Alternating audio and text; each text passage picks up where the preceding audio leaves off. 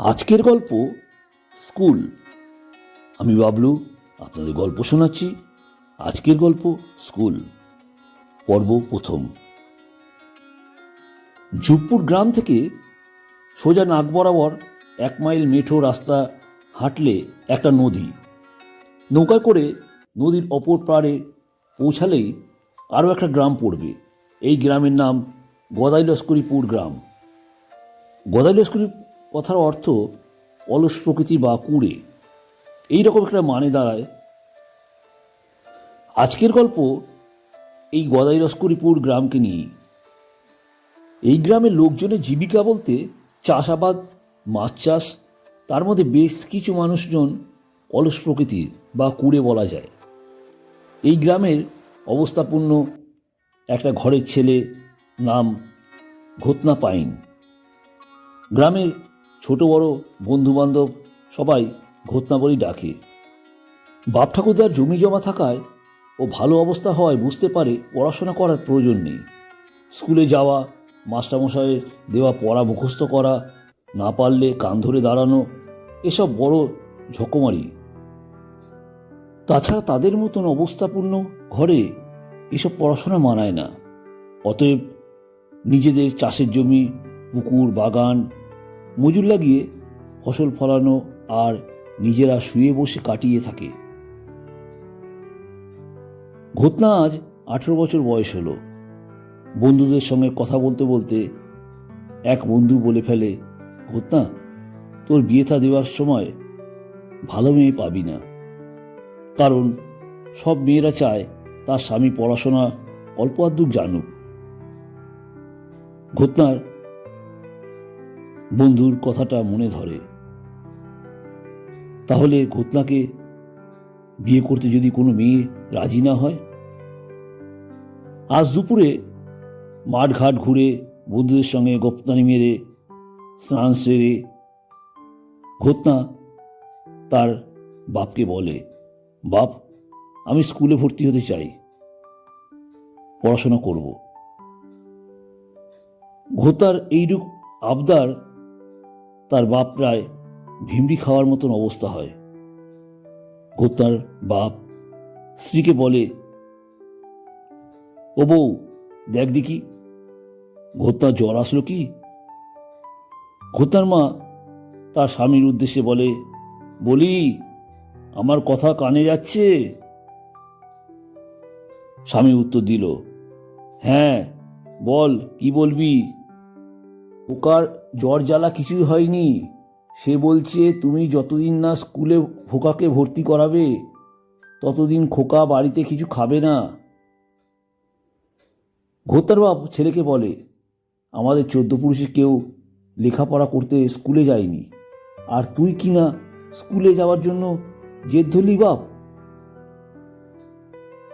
কয়েকদিন না খাওয়া ছেলের মুখের দিকে বাপ হয়ে আর তাকাতে না পেরে শেষে ঘোতনাকে স্কুলে ভর্তি করা হয়। ক্লাস 5-এ ভর্তি হলেও স্কুলের মাস্টারমশাইকে শাসানো হয়, ঘোতনা পড়াশোনা করুক বা না করুক, ছেলের গায়ে হাত তোলা যাবে না। তার জন্য ক্ষেতের মজুরদের বলা আছে, মাস্টারমশাইরা ক্ষেতের সামনে দিয়ে যখনই যাবে তখনই সবজি, লাউ, কুমড়ো, কচু, ঘেঁচু ছাড়াও পুকুরের মাছ যা পারবি জোর করে দিবি। বেশ ভালোভাবেই ঘোতনার পড়াশোনা চলছে। আজ প্রায় 5 বছর হতে চলল ঘোতনা পড়াশোনাটা চালিয়ে যাচ্ছে। ও ভালো কথা, আমি যে কথাটা বলতে ভুলে গেছি তা হলো বর্তমানে ঘোতনার কোন ক্লাস হলো। আপনারা হয়তো হিসাব করে বলছেন, এটা হতে পারে, ওটা হতে পারে।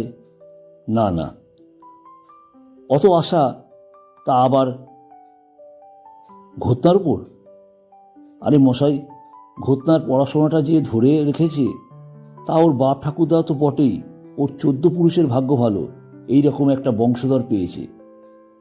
যাই হোক, আমি আর ঘনিতা করব না। ঘোতনা এখন ক্লাস 5-এ পড়ে। কারণটা জানতে খুব ইচ্ছা করছে, তাই তো? পরীক্ষার খাতায় প্রশ্নপত্রে থাকতো পৃথিবী যে গোলাকার তার কারণ ব্যাখ্যা করো।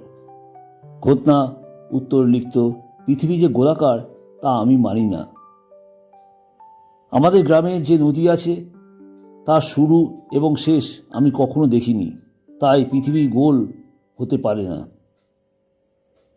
একবার একটা প্রশ্নের উত্তরে ঘটনা লিখেছিল, সূর্য সারাদিন রোদ্দুর দেয় কাঠ জ্বালিয়ে, কিন্তু রাতে কাঠের জ্বালানি শেষ হয়ে যাওয়ায় সূর্য চাঁদ হয়ে কাঠের ছাইয়ের ভেতরে অল্প আগুনের আলো আমাদের দেয়।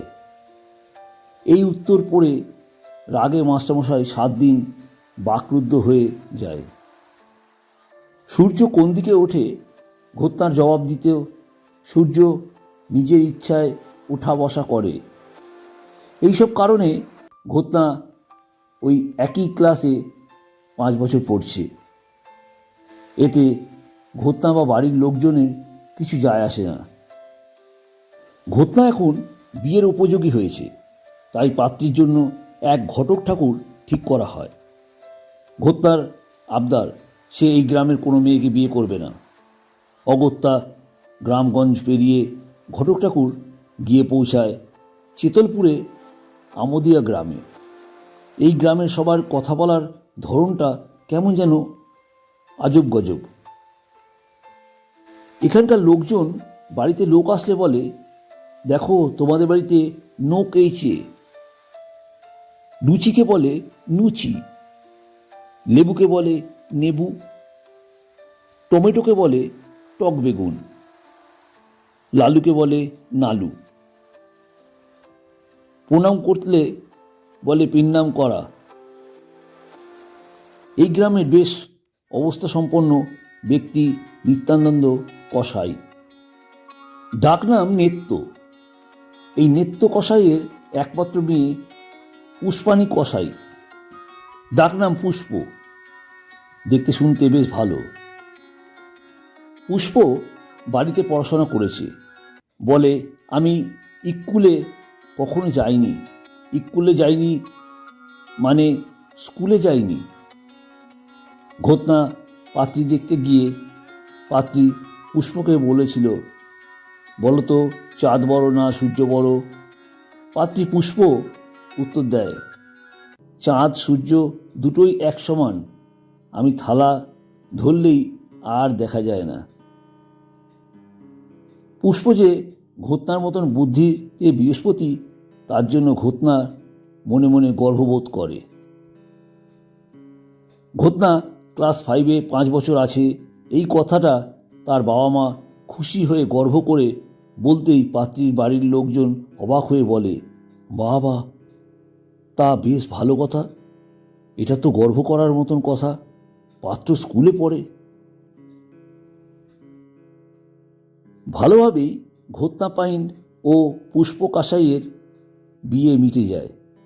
বিয়ের দিন ঘটনার সম্মান কনেযাত্রীর কাছে কতটা বেড়েছে সেই কথাটা আপনাদের শোনাব।